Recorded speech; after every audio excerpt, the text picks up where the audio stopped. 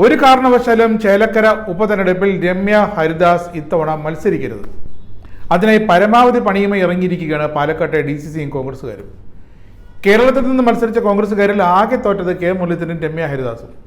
കുഞ്ഞനീതി എന്നൊരു പരിഗണന പോലും ഇനി രമ്യയ്ക്ക് നൽകില്ല എന്ന വാശിയാണ് ഇപ്പോൾ ഒരു വിഭാഗം കോൺഗ്രസുകാർക്ക് പാലക്കാട്. ആലത്തൂരിലെ തോൽവിയുടെ എല്ലാ ഉത്തരവാദിത്വവും ഇപ്പോൾ രമ്യയുടെ തലയിൽ കൊണ്ടുവച്ച് ഒഴിഞ്ഞു മാറുകയാണ് കോൺഗ്രസ് നേതൃത്വം.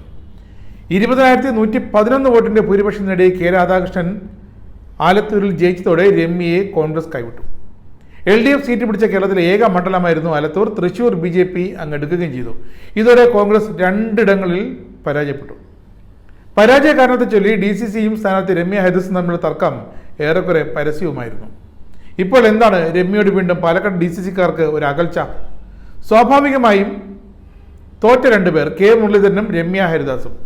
മുരളീധരനായി പാലക്കാടും രമ്യയ്ക്ക് ചേലക്കരയും ഉപതെരഞ്ഞെടുപ്പിൽ സീറ്റ് നൽകണം. അതാണ് രാഷ്ട്രീയ മര്യാദ.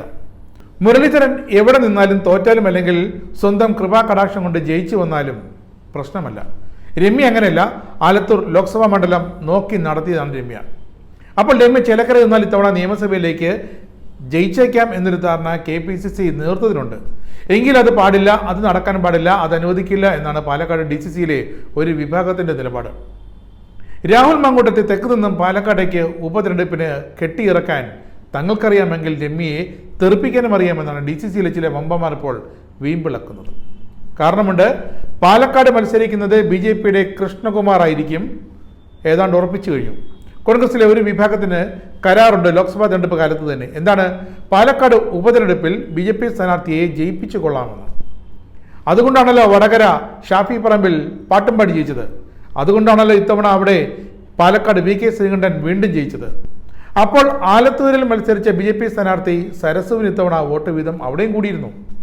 20,011 വോട്ടിന്റെ ഭൂരിപക്ഷം നേടി കെ രാധാകൃഷ്ണൻ ആലത്തൂരിൽ ജയിച്ചപ്പോൾ വളരെ വ്യക്തമായി കാണുമല്ലോ സരസുവിന്റെ വോട്ട് വിഹിതം എങ്ങനെ കൂടിയെന്ന്. കോൺഗ്രസിന്റെ വോട്ടുകൾ തന്നെയാണ് സരസുവിന് അറിഞ്ഞുകൊണ്ട് കിട്ടിയത്. അപ്പോൾ അവിടെയും പാലക്കാടും ചേലക്കരയിലും ഇത്തവണ ഉപതെരഞ്ഞെടുപ്പിൽ BJP സ്ഥാനാർത്ഥികൾക്ക് പ്രതീക്ഷയുണ്ട്. കോൺഗ്രസ് സഹായത്തോടെ നിയമസഭയുടെ പടി ചവിട്ടാമെന്ന്. അതാണ് പറയുന്നത്. ഈ കോൺഗ്രസുകാരെ ഒരിക്കലും കുടിച്ച വെള്ളത്തിൽ പോലും വിശ്വസിക്കരുത്. അങ്ങനെ പാലക്കാടും ചേലക്കരയും കോൺഗ്രസ് വോട്ടുകൾ കൊണ്ട് BJPക്ക് വേണ്ടി വൻ അട്ടിമറിക്കൊരു കളം വരയ്ക്കാൻ പോകുകയാണ്.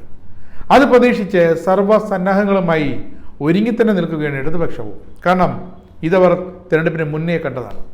പരാജയം രമ്യയുടെ UDF സ്ഥാനാർത്ഥിയുടെ വീഴ്ച കൊണ്ട് മാത്രമാണെന്നാണ് DCC പ്രസിഡന്റ് അടക്കം ആദ്യമേ പ്രതികരിച്ചത്. DCC നൽകിയ നിർദ്ദേശങ്ങൾ സ്ഥാനാർത്ഥി അവഗണിച്ചു. സ്ഥാനാർത്ഥിയുടെ ഭാഗത്തെ പിഴവുകൾ ഇതൊക്കെ തോൽവിക്ക് കാരണമായതാണ് DCC പ്രസിഡന്റ് തങ്കപ്പൻ അന്ന് എണ്ണി പറഞ്ഞത്. രമ്യ എന്താ പറഞ്ഞത്? തൻ്റെ ഭാഗത്ത് എന്ത് പിഴവുണ്ടായെന്ന് ഇതുവരെ ബോധ്യപ്പെടുത്തിയിട്ടില്ല. പാർട്ടിക്ക് വേണ്ടിയാണ് താൻ ഇതുവരെ പ്രവർത്തിച്ചത്. MP ആയത് 5 കൊല്ലം പാർട്ടിക്ക് വേണ്ടി തന്നെയാണ്.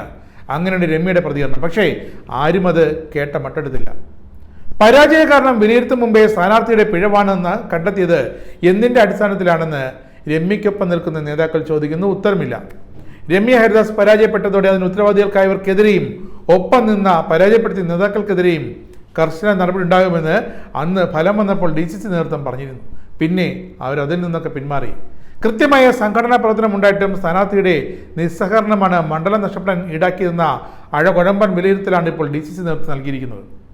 എന്നാൽ ഈ തെരഞ്ഞെടുപ്പിൽ വോട്ട് ലഭിക്കുന്നത് ആ മണ്ഡലത്തിൽ എന്ത് ചെയ്തു എന്നതിൻ്റെ അടിസ്ഥാനത്തിലാണ്. അതിനുള്ള പിന്തുണ നൽകി പാർട്ടി അംഗത്തിന് എല്ലാ സഹായവും ചെയ്യേണ്ടത്, പാർട്ടി സ്ഥാനാർത്ഥിക്ക് എല്ലാ സഹായം ചെയ്യേണ്ടത് പാർട്ടി തന്നെയാണ്. പക്ഷേ രമ്യയേക്കാൾ പാലക്കാട് DCCക്ക് വലുത് BJP തന്നെയെന്ന് വീണ്ടും അവർ തെളിയിച്ചുകൊണ്ടിരിക്കുന്നു.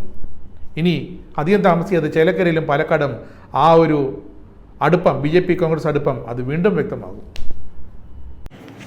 കൂടുതൽ വാർത്തകൾ അറിയുവാനായി ഈ ചാനൽ സബ്സ്ക്രൈബ് ചെയ്ത് ഫോളോ ചെയ്യുക.